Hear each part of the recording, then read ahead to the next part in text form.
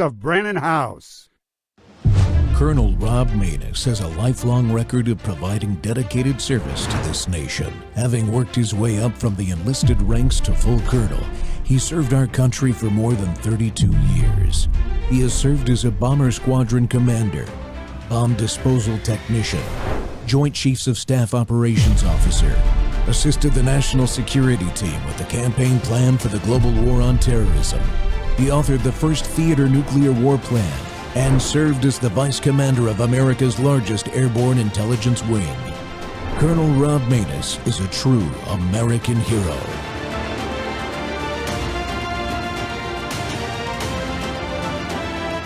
This is Rob Maness Live.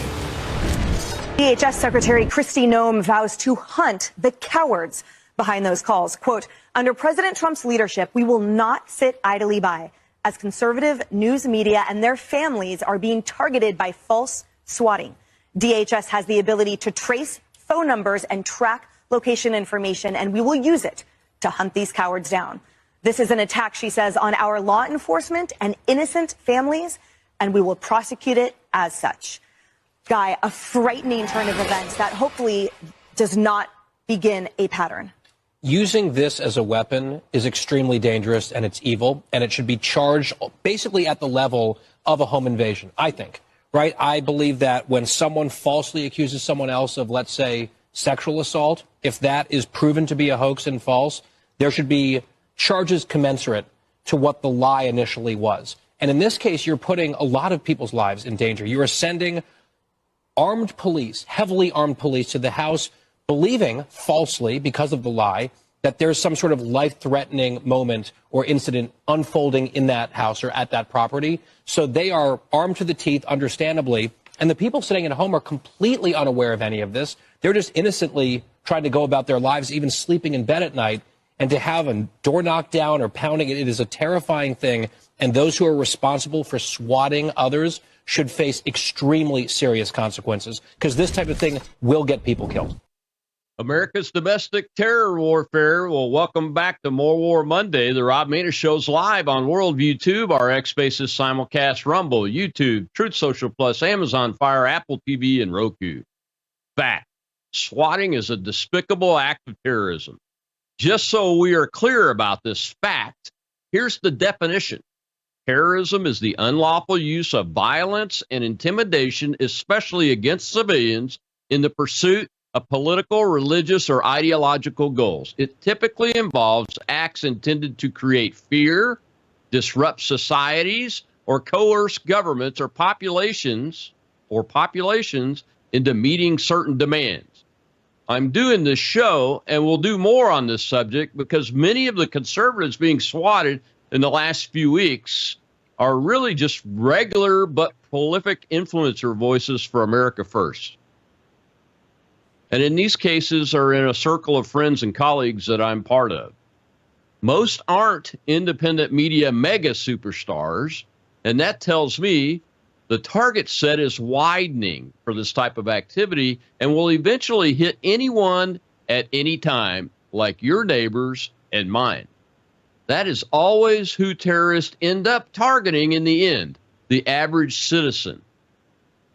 It's very important that law enforcement get a handle on these attempted murders and acts of domestic terror. I guess if these terrorists were J6ers, they'd already be in jail.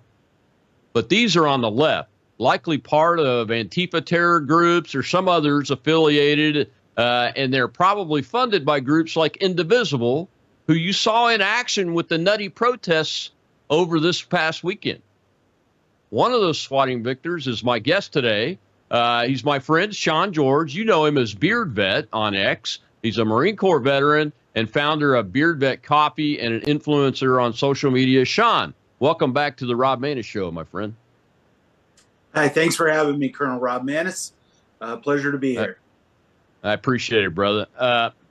Well, I guess the first question that I have is, has the media just dropped off coverage of this, and is this activity continuing?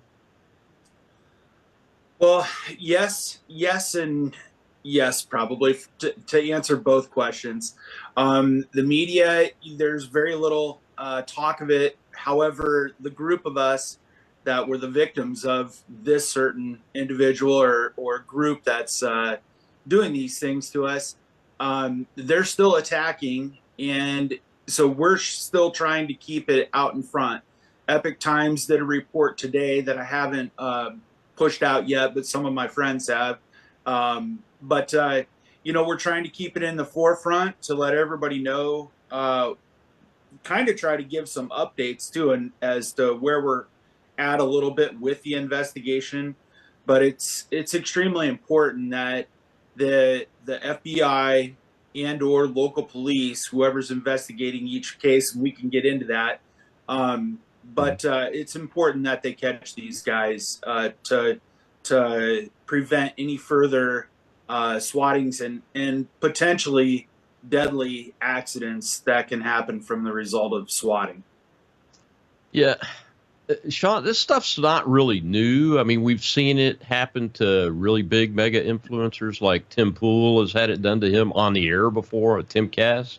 I know Jack Posobiec has, but now they're at our level now. I mean, your right. Accounts on social media are a bit bigger than mine, but I feel like I'm like right at the edge of the circle there.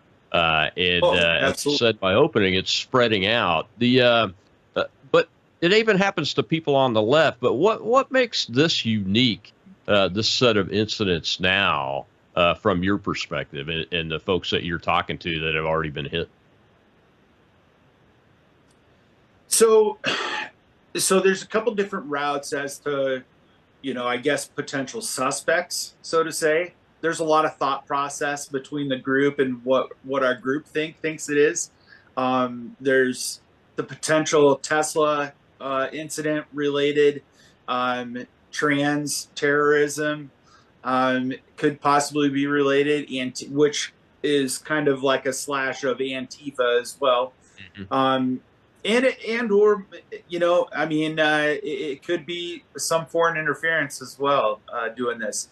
However, from some of the research and some of the investigators that I've spoken with, even a private investigator reached out to me recently and was telling me about an incident where a guy was caught back in 2023, was actually prosecuted in 24 for doing some notorious swattings on congressional representatives and senators. And but that guy is caught. He's in jail, apparently. But did not get a very hard sentence at all. I think he got 4 years in prison, which to me seems very, very light, considering what can the potential of the harm that it can cause to the victims of swatting. And that's the hard part I have trying to understand all of this. Like for when it happens, when it happened to me and the others, is that like you, I kind of noticed that, listen, some of these people are in my circles and close friends with these people on social media and outside of social media. So I had the foresight to kind of get a hold of my local sheriff, talk with him. The Friday, it ended up literally being the Friday before the Sunday I was swatted, early Sunday morning at 3 a.m. Okay. And so I had a heads up, and a lot of people don't have that heads up notification. I mean, you saw the video from Owen Schwarrier and I think it was Larry Taunton. I mean, their house was surrounded, had them outside, and if somebody's banging on your door at 3 a.m. in the morning, Rob, you're not thinking clearly like it could possibly be police out there. And the potential for an accident is so great. I mean, and it goes both ways for the law enforcement, for the person who's being swatted, and potentially for the people around the swatting, right? So like you're taking law enforcement off the streets to come to some bogus claim, while somebody may need very serious attention from law enforcement or first responders. Yeah, I mean, there could be a real shooting that they're having to take people off of, or something like that, or a severe traffic accident where somebody's life's hanging up by a thread. And you know, the area needs to be secured. Or I mean, you can just use your imagination, man. And you bring up a good point. You know, Larry Taunton, when you look at his story, from his perspective, he was awake because his German Shepherd was all agitated and he had his gun in his hand. Right. Larry's very lucky to be alive, to be honest with you, because when you look at the videos of that particular incident, I mean, these guys are doing what they're supposed to do. They've got fully automatic rifles out. Their laser, stuff is on. They're coming in, no sound, no lights, and like you said, they had his house surrounded. I mean, if he had turned the lights on internally without being able to tell that those were police officers and had that gun in his hand, he'd be dead. Right. So a lot of the phone calls have all been, however, we haven't been able to actually listen to them all yet. However, the stories that have been explained to me from law enforcement, that all of our stories are very similar as to what the 911 caller was giving out. So basically, the 911 caller was saying he was us, or the individual, and that we wanted to be suicided. There was either suicided by cop, I've killed my family, I'm about to kill my family, I'm down in the basement, heavily armed and full of ammo, and I'm not coming out, all these things. Those were essentially the stories that were put out. And they have this person on 911 the entire time up to the moment where they're at your house. So wow, they're under the impression that they're speaking with you, the person they're swatting, which also leads it to even be in a more deadly situation.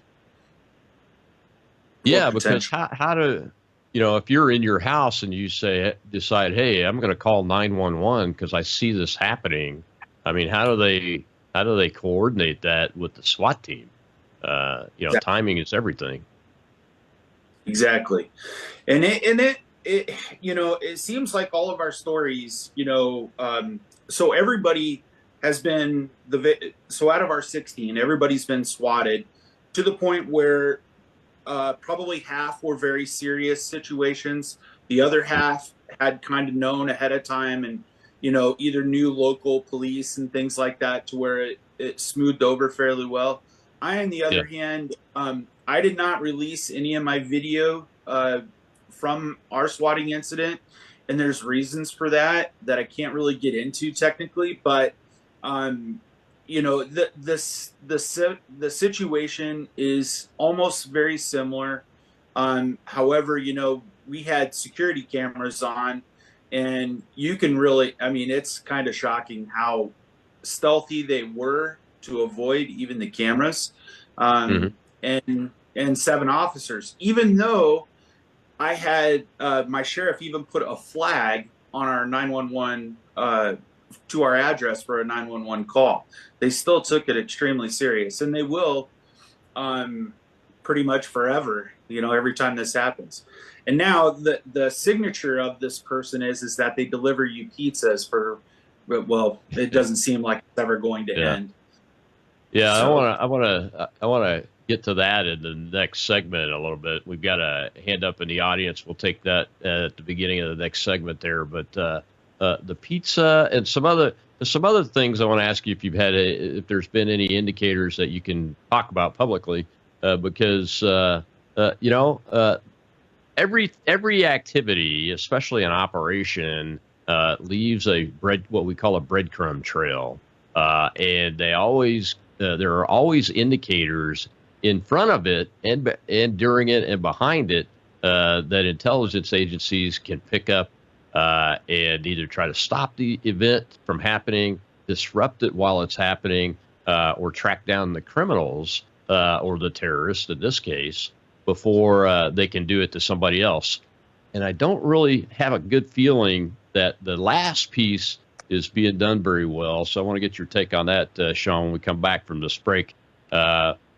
My guest is Sean George, Marine Corps veteran, beard vet is who you know him as. He's one of the 16 swatting victims that's happened recently among influencers that are America first, especially on X. I'll be right back with the Rob Maness Show.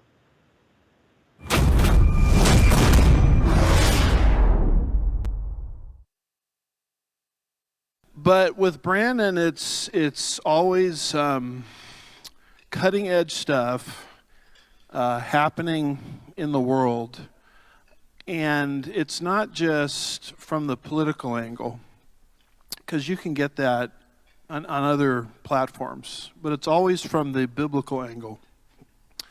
So you're dealing with a guy that loves Jesus, you're dealing with a guy that's very intelligent, you're dealing with a guy that is cutting edge conservatism, and you're dealing with a guy that wants to be biblical all at the same time.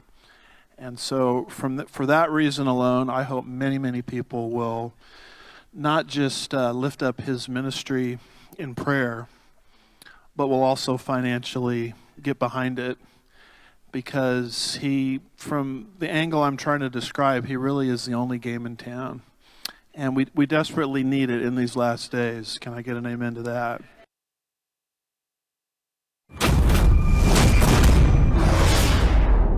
Larry, first of all, I just want to say we're glad that you're okay, but it had to be extremely scary to be the victim of a swatting call. Can you walk us through what happened? Yeah, I mean, it was quite incredible. It just so happened that I was up, as my cameras say that it was at 1:15 a.m. and I was awake. I was in bed.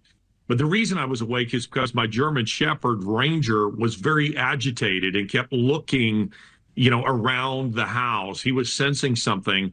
And so I got up with my gun and I saw what you're seeing right now. I saw, unfortunately, for me, all I could see were silhouettes of people with AR-15s. My cameras have an infrared quality that makes it look like they're more illuminated than they actually were.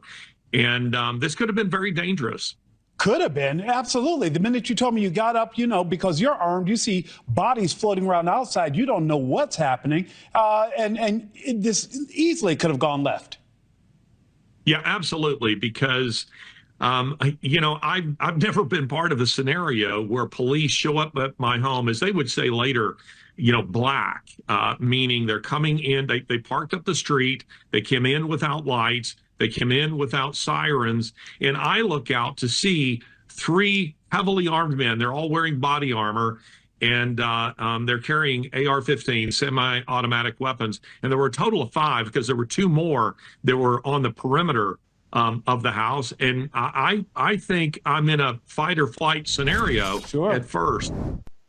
Welcome back to the Rob Maness Show. We're talking about those acts of domestic terror here on More War Monday. Our show's titled America's Domestic Terror Warfare, being conducted on each other. That was Larry Taunton there describing his experience, which is probably the riskiest description of one of these acts, these recent ones that these men and women have been put through. And my guest today is Beard Vet owner and founder Sean George, a Marine Corps veteran. Sean is one of those folks that's been swatted in this recent grouping of swatting activity. And Sean, as we were talking about before the break, Larry had his gun out. That's what I would be doing. I mean, I keep one handy in a wall safe right next to my bed. It's very easy for me to get to for that very reason. And we're just very, very, very, very fortunate nobody's been killed yet in any of this activity. Well, we got a hand up in the audience. We'll go ahead and take that question, but then I want to talk about pizza deliveries. Go ahead, Rob. Patriot Rob is our host over there. All right, Colonel, we have Joseph. Joseph, go ahead. Thank you very much, Colonel. My question is kind of simple. As somebody who is involved on X in a lot of different ways, and I won't call myself a real big influencer, what are the things I can do to possibly mitigate something like this from being dangerous? How can I de-escalate this type of activity or prevent it from becoming as difficult as some of these people had it, the situation? Great question. Yeah, no, it's a great question, and who knows what the actual remedy is to the situation besides making it a law and stiffer laws against swatting. That seems to be about the only remedy to the situation as far as de-escalation when it happens. Yeah, I guess, I answer my door at 3 a.m. the exact same way how the Colonel just mentioned. I'm heavily armed in my home. I have plenty of ammo. I am the type of person who fully would integrate my self-defense laws. And to not know that the intruder is police, it becomes it just becomes such a dangerous situation for all involved, especially at these times of the hour, in the late mornings. You think your car's being broke into, or your home is being broke into, and things like that. So it's hard to say what the actual remedy is besides having tougher laws to deter these people from doing what they're doing. Yeah, you would think that when they catch people doing this, Sean, that they would be charged with at minimum attempted murder on the citizen that they're swatting. But also, I mean, there's a case to be made for attempted murder on the police officer, which is a whole level, next level of punishment if that gets convicted, right? Yeah, exactly. There is I came across some very good legislation that was proposed in the Idaho legislature just this session.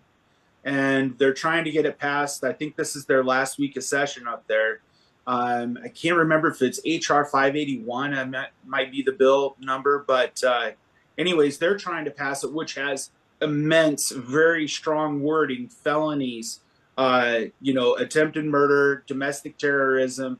They're saying words like that in their legislation there. And I proposed that. I sent that off to our Nebraska GOP chairwoman to see if she can get it pushed into our legislation while we're in session. And, to no avail, to be honest with you. Not getting much reception from local state senators, legislators, to our federal legislators. I think Representative Clay Higgins down there in Louisiana, he put forth he was going to do some investigation. He put that out there publicly. I think Chip Roy has mentioned something publicly, and Ted Cruz here just recently said something. Other than that, there's been very little attention with our federal delegates, and here locally for me in Nebraska, my state representation. It has been pathetic. So you haven't had a chance to actually talk with any of your state reps or local councilmen or county commissioners, any of those kind of folks? No, just basically just my sheriff, who I knew him ahead of time. I will definitely support his reelection if he wants it done, if he wants to run again, or if he has bigger ambitions of maybe possibly running for Congress. That would be wonderful. He's a member of my gun club, so I do talk with him regularly. However, as far as the actual Nebraska GOP, I have sent them off a few things. They seem to be concerned about it. However, the legislators themselves, I don't know. I don't know what their problem is, to be honest with you. It's hard to neglect something like this when it's a terror, when it definitely is obstructing things in their local community and to their people. It's a danger. Yeah, it's very surprising. I didn't mention the January 6th response by accident in my opening monologue. A lot of these, I think even your current congressman has called January 6ers terrorists. This type of activity is actually something way beyond First Amendment, freedom of assembly, right to have your grievances addressed. That kind of activity is what was going on January 6th. Most of it. There was some things that we still don't know the answers to, the violence that happened there, including the murder of Ashley Babbitt by a police officer who's never been fully investigated and held accountable. And I hope President Trump will keep his word, and I think he will. He'll have that investigated. But I mean, this is actual attempted murder and an actual acts of domestic terrorism. So you would think that Republicans, especially all over Congress, would be yelling from the rafters with megaphones. And I appreciate Congressman Higgins. He's a law enforcement guy and a veteran too. So, but still, it takes numbers to get this stuff done. So you said you were able to get in touch with the sheriff beforehand because you saw this coming based on what you'd been seeing in the media. If you could talk about it, talk about your experience with this whole situation that hit you for the parts that could be made public and your interaction with folks in law enforcement and the command and control process and the system from the perspective of that your address and name were flagged. Right. Yeah. So basically what, the day that it happened, the incident happened, which was March 16th. It was a Sunday morning. That same day, the sheriff came, obviously reached back out to me and said, "Hey, listen, I'm going to have the FBI is well aware of what's going on." They set up a meeting for us the following Monday. So literally the first work day of the week, I would gather, and I would assume, the FBI never really truly takes days off. But the following morning on Monday, I had a meeting with the Joint Terrorism Task Force FBI agent out of the Omaha field office, literally come to our house, talk with us about some of the things, talk about which is even better. Like we were able to talk about the other people who were swatted too, because obviously I'm in close communications with Chad Caton and Gunther Eagleman and Mike Eagleman and a lot of the others, Nick Sorter, so we all were kind of talking about it the day that it happened to me via the phone and text messaging and things like that. So I was able to present a lot of information to the FBI. And as far as I know, I was the first one out of everyone that was contacted by the FBI. And my agent seems to be doing a wonderful job. He's very responsive to all my emails. Anytime us as a group, we've came up with new things and we'll get into the pizza stuff, but pizza things that are related to that, I've sent him every single piece of information that the group has allowed to share that they're comfortable with me sharing with him. Plus, a lot of people from the group of the victims have reached out to my FBI agent to apply pressure to their field offices to get someone on it. So currently, as it stands, out of the 16, there has been 9 that have been contacted by the Joint Terrorism Task Force or an FBI agent, a local FBI agent, to this day, as of this morning. Because that changed this morning too. So someone was finally contacted today. Well, it's a big organization. Everybody understands that. There's a lot going on. Everybody understands that too. There's some media stuff about leadership positions, stuff like that going on in the last 48 hours. So that's going on. But at the field level, the field office level, I think there's been direction given by the senior leadership in Washington that, hey, you need to get on this and get this investigated and find these perpetrators. But I know Pam Bondi's pretty aggressive about it and everything. It's very interesting. Go ahead. I can add to that just a little bit too. So as of last week, last Monday, the FBI did inform me that our case is now considered what they call an enterprise case. So when you're talking about coming from the top guys like Kash Patel and Dan Bongino, who obviously being on X and social media, I've met Kash a couple times over the years. I've met Dan over the years. So I knew that they would have a presence in this case because of not just me, but the other guys tagging those guys in everything that we've been doing. but they did move the case to what is now considered, they called it a specific name, enterprise case. And apparently that is when there's state lines that have been crossed with a group or an organization committing the crimes. So I believe that they think that this is more than just a kid eating, pizza rolls down in his mom's basement. So those are all positive things. And yes, I have 10,000 posts out there bashing the FBI over the past 10 years. So I'm no friend or haven't been a friend of the FBI. However, with different leadership, that changes, just like the presidency, right? I didn't agree with the last president. I agree with this one. So and the FBI should be apolitical. It wasn't under the last presidency. That's the problem I have with it. All right, we got to take another break. When we come back, we'll get to the pizza delivery stuff I promised in the last one, and we got another question from the audience. I'll be right back with Beard Vet, Sean George, Marine Corps veteran, a victim of this recent swatting spate of activity that is really domestic terrorism.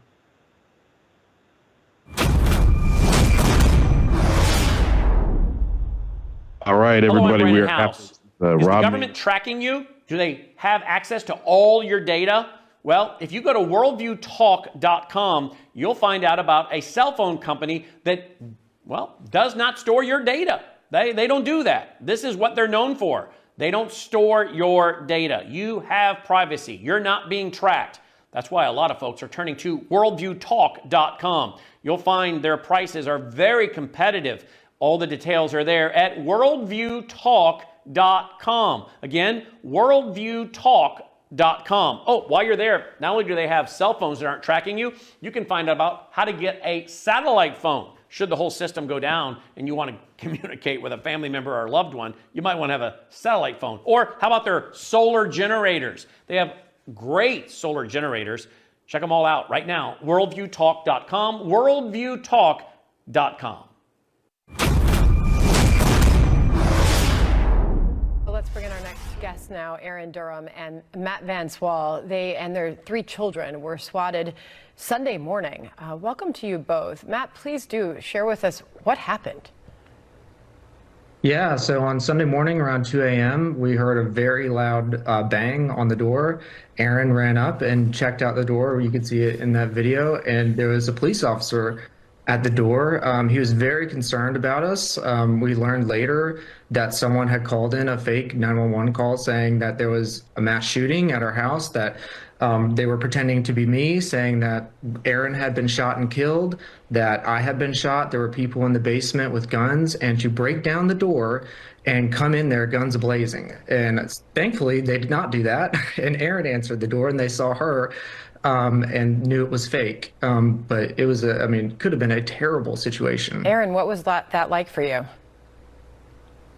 My one goal when I saw the officer, his eyes he was so scared and also just ready, So I tried to calm down the situation. I immediately said there are 3 children right above us right now. He immediately got on his walkie-talkie and said, slow down your pace or come in quiet or something like that to everyone that was flying down the road, because we could hear sirens. There were 4 cop cars, 2 ambulances, and a fire truck coming that were already stationed there, and more coming towards us. So my whole goal was just don't shoot. This isn't real. I'm alive. My husband's walking out right now. He's walking, just trying to repeat. And every time a police officer would come in the house, I would say, we have 3 kids upstairs. We have 3 kids upstairs. Just repeat to keep everybody, everybody calm. And the officers were absolutely amazing. Welcome back to the Rob Maness Show. It's More War Monday. We're talking about America's domestic terrorism warfare that's being conducted on our own citizens, more than likely, in large part, by fellow citizens, with Sean George, the founder of Beard Vet, former Marine veteran, and one of the victims of this recent swatting grouping that's hit conservative America First influencers that are widely known on the X platform and everything. And Sean, before we go to the question, let's talk about the pizza delivery stuff. What What is that? I keep hearing everybody that's been involved in this talk about the pizza deliveries. What is going on with that? So basically, I like to relate it very similar to everybody's seen the movie Home Alone and the Wet Bandits, how they leave their signature mark of turning on the water and flooding the basement of their homes and things like that.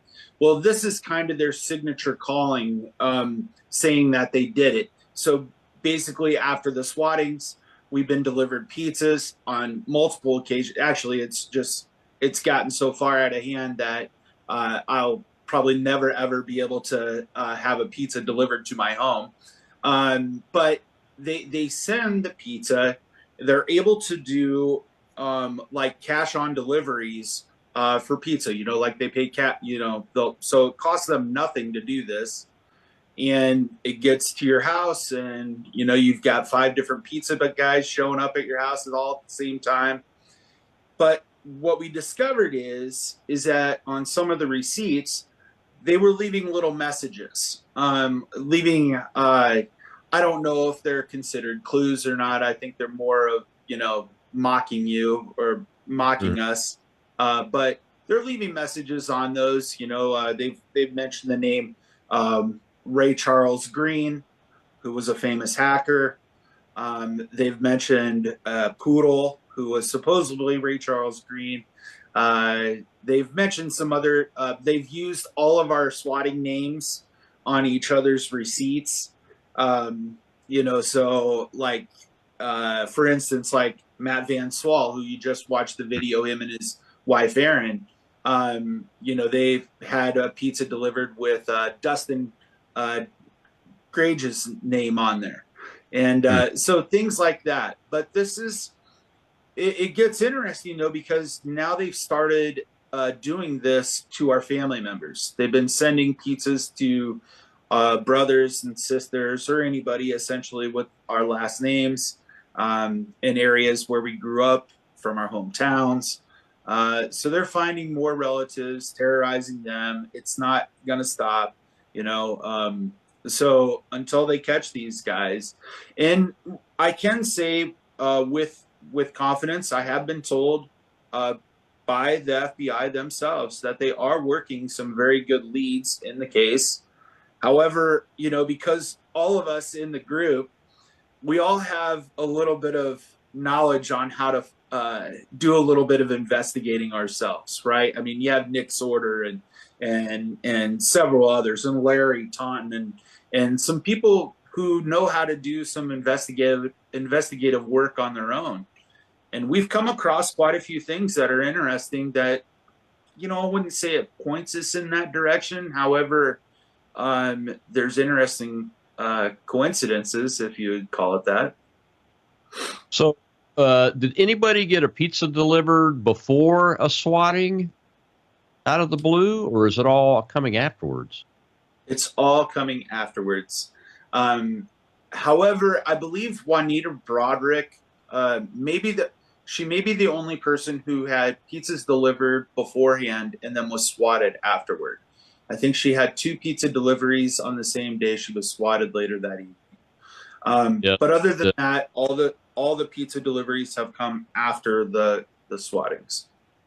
That would be a pretty good warning and an indicator, as we would say in the intel world. If you're getting a pizza delivered to you that you haven't ordered from any company, right? It's not just one. It's just not like Domino's or Papa John's, or they're using all of them, right? Correct. They really seem to like Domino's and Papa John's, though. That seems to be their go-to. However, Pizza Hut, some other places, Little Caesars, because of their app situation online, they allow COD, cash on delivery pizzas. So that's what they look for. Yeah. Well, we got another question in the audience. Let's go over to the audience. Rob, go ahead. We have Colonel Burton, sir. Hey, gents, great discussion. Having now been worried about being swatted for just being and seeing what happened on January 6th, this was very concerning. And also, like, you guys are extremely active bad mouthing the government for doing bad things, right? But that seems to be who they're coming after. What I did was I called my sheriff. I gave him my number, and so that if any of this happened, he would call me. Hopefully it goes to the sheriff. But is there, the first guy was talking about it as well, and that is still the question is what's the best mitigator in it? And it seems to me is like you have to know your local sheriff, you have to know the deputies, they have to know who you are and then you have to be, look, I'm active. I'm telling people that what has been going on in my country is bad, and there are bad people who are coming after us. So is there some, those TTPs? I would love to hear what your thoughts are on what those TTPs are, tactics, techniques, and procedures to mitigate this, because like I said, I was worried about an FBI raid for a while just because I was there on January 6th. Now I'm worried about them because I'm still battling the same evil bastards who rigged the election in 2020. Thank you. Yeah, that's a good question, Sean. I mean, not everybody knows their local sheriff. What's the best pathway to give them a heads up if you're worried, somebody that might be susceptible to it? Yeah, I mean, it would definitely be contacting your local police department, filling them in on the situation, giving them at least the awareness to put the actual flag on your phone number. So that is done through your county dispatch center, 911 dispatch center. So yes, I'm very fortunate in the fact that I was able to contact the sheriff, who then called, got the okay to get my phone number flagged for 911. However, they're still going to send a car out to check on the situation just to make sure that it's legitimate swatting, right? So because they can't completely abandon, this is the bad part of it, they can't completely abandon what they're taught to do and what they have to do. So they're still going to send a squad car out to your residence, check on everything, and make sure there is no serious situation that needs to be attended to. So yes, that may be the best thing, to go to your local county sheriff or your 911 center to give them a little heads up. I don't think it'll hurt anything if you're afraid of that situation, but it does seem to be somewhat connected in this certain instance. I think all of us are connected some way, somehow. I think me personally, I think it revolves around Tesla and trans terrorism. We've all been very highly,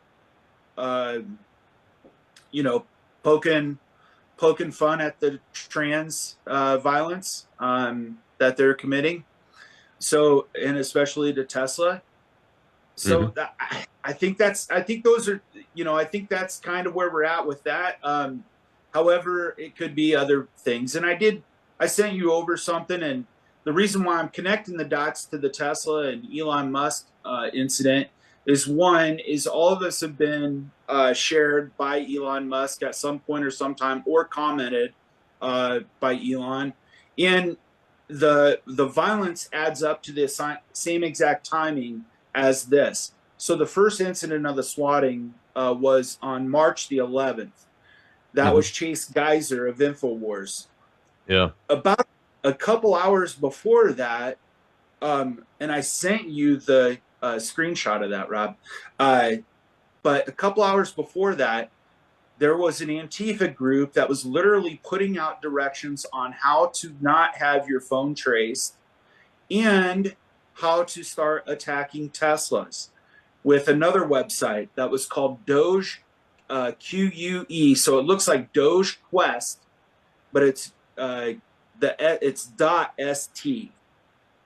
Now the FBI has since taken that website down here recently, but also on that website was another website called notrace.how.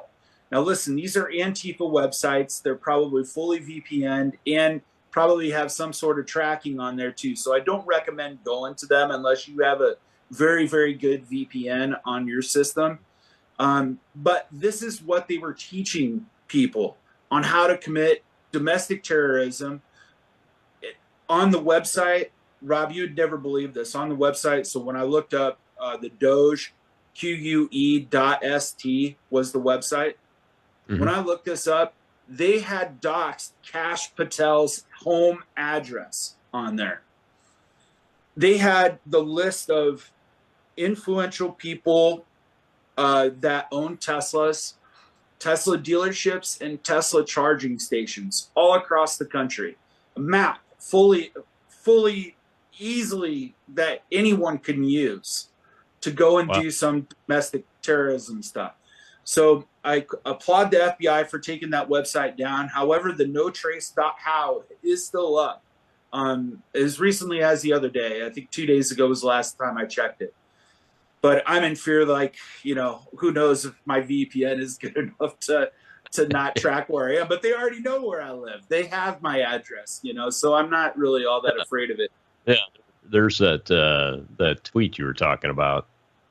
Yeah. That you sent me, notrace.how, folks. Well, we got to take our last break, Sean. When we come back, though, there is a connection from some of the people. We'll hear from Jim Path of the Conservative Caucus Group, which I'm a member of, too. And my guest is Sean George, a beard vet. Here we're talking about the domestic terrorism known as swatting. We'll be right back. All right, everybody. Hello, I'm Brandon House. Would you like to gain access to over 20 years of my radio shows, TV shows, my books? I've written 15 books, and most of those books are ebooks now. And we have conference DVDs, conferences where we filmed our conferences at the Ozarks, literally starting 20 years ago. It's all available in our archived vault. All you have to do is go to worldviewtube.com/vault, worldviewtube.com/vault, and for a reasonable monthly fee, you gain access to over 20 years of Christian worldview programming, news, information, books, documentaries, and a powerful search engine. And folks, it's a great way not only to educate yourself, equip yourself, but it's a big way that you can help fund our continuation as a broadcast network. Please check it out. worldviewtube.com/vault, worldviewtube.com/vault, and help us continue pushing out a Christian worldview.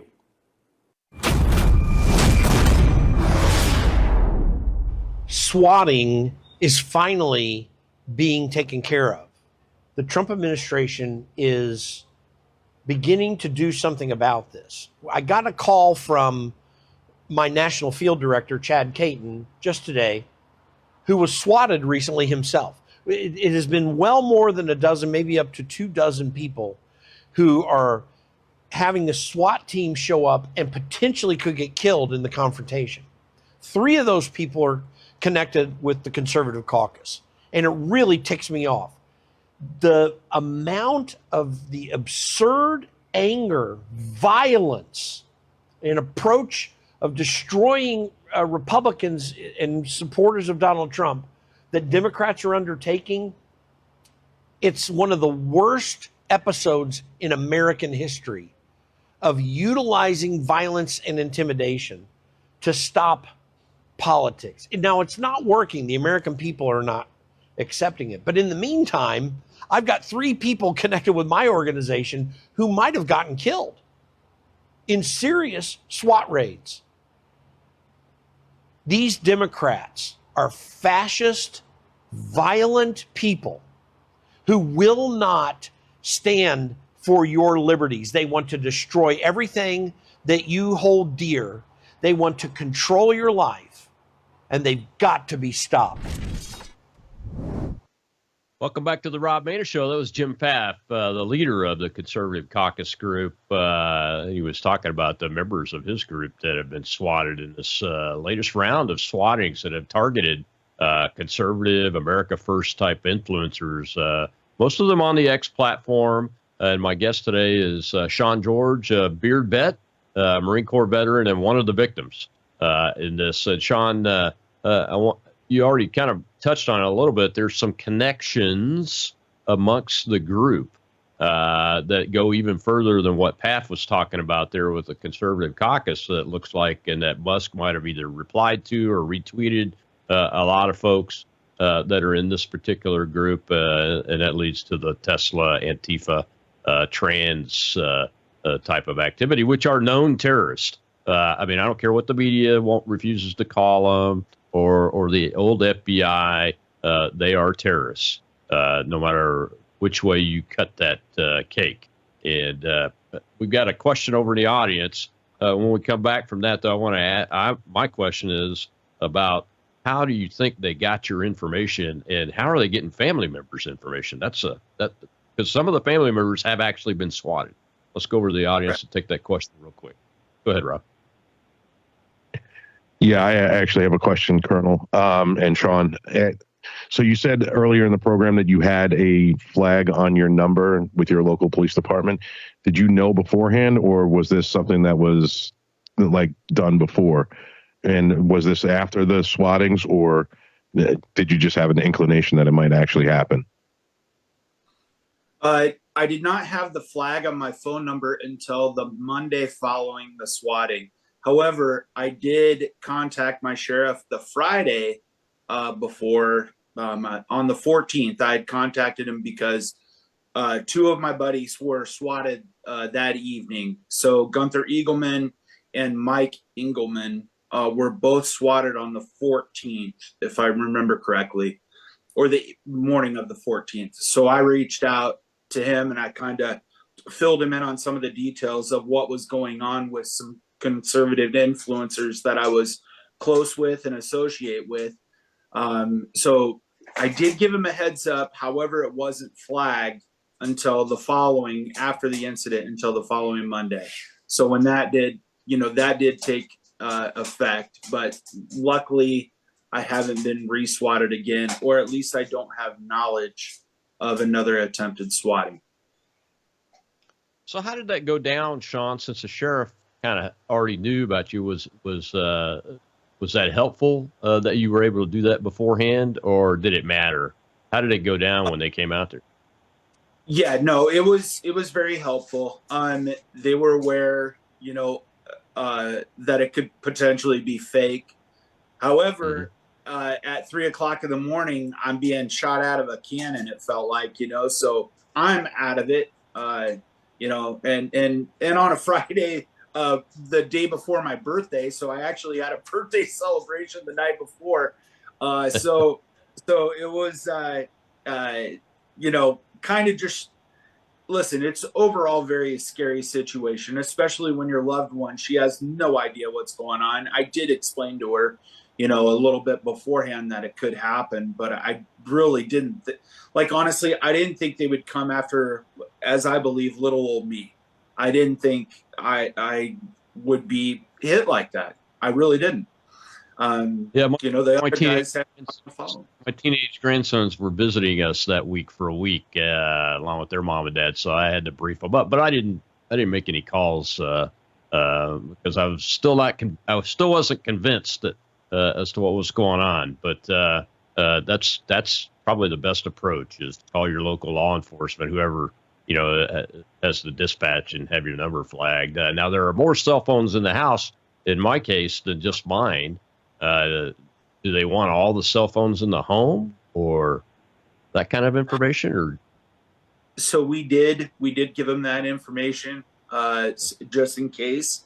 But yeah, and as far as them finding our family members or how they found me, I've been very public about who I am, and I did try it several times of just putting my name and my hometown in there, and sure enough, it pops right up, so it took about 2 seconds of real hard looking into of where addresses are found of people who either go by their identity, or obviously a business, and people can look at the business and track who the business and where the business started and came from and all that.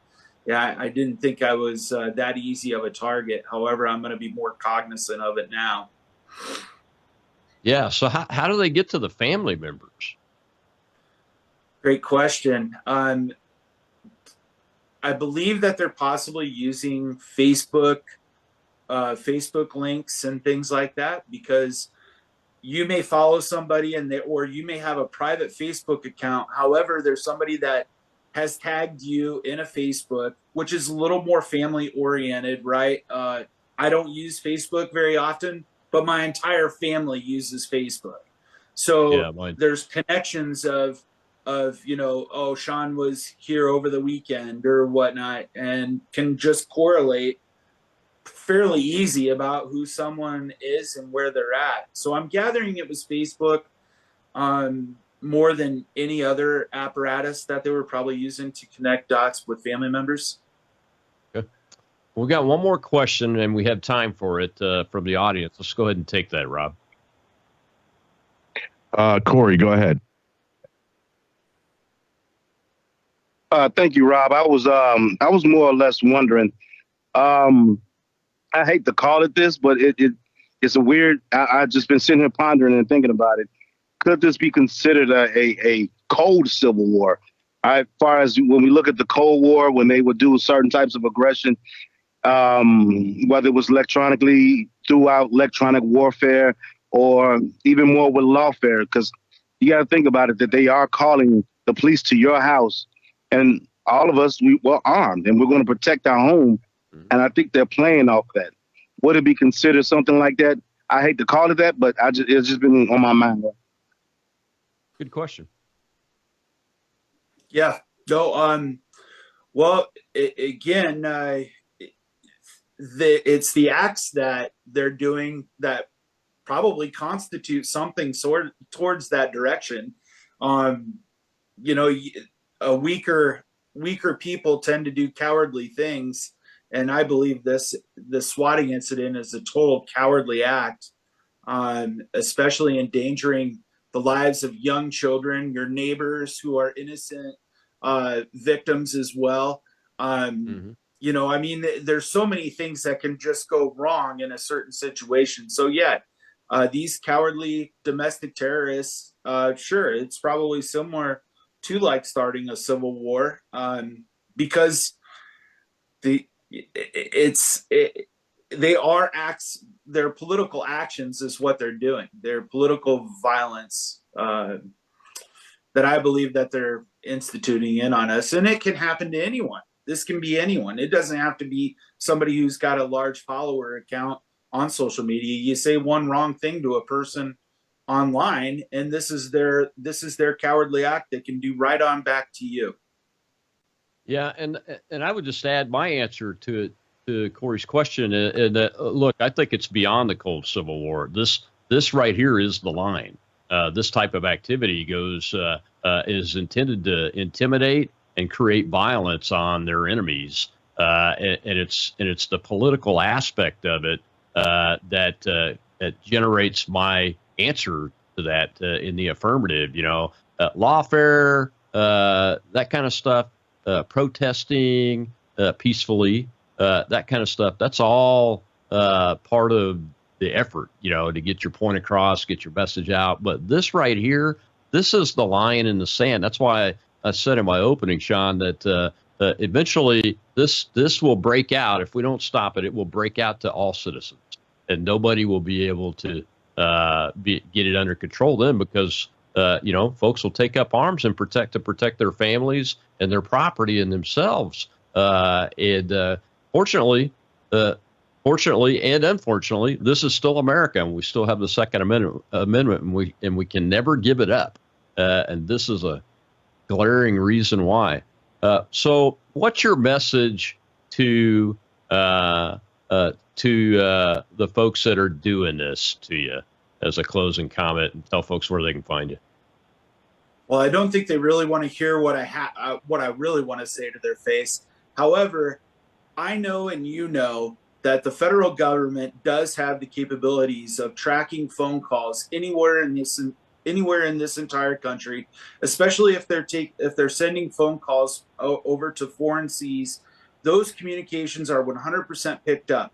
If they can pick up any communications like that, there's 100% no doubt in my mind, and I know this, that our military intelligence can pick up any one of these phone calls. And if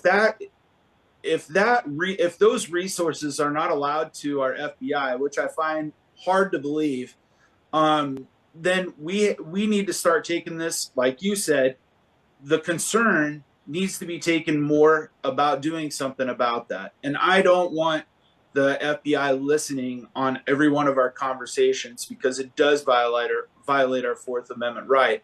However, they've been doing that for quite some time now.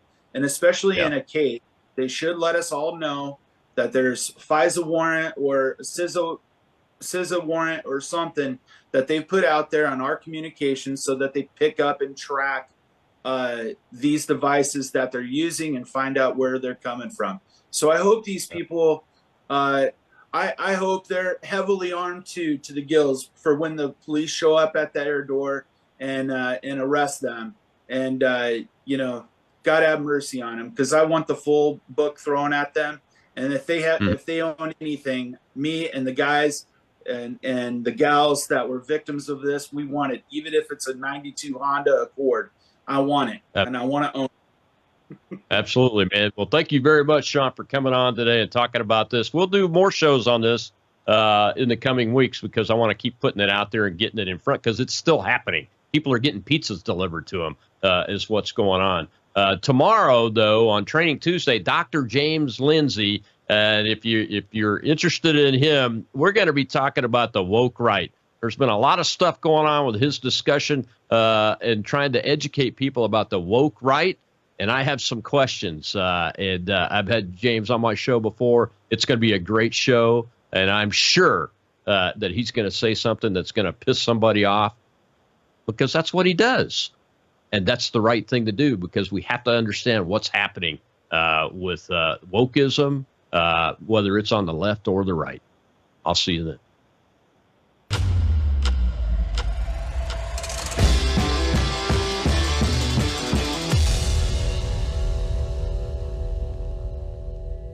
You're watching Worldview 2, built on the 35 years of Worldview books, documentaries, research, high-profile interviews, and the radio and television broadcasts of Brannon Howse.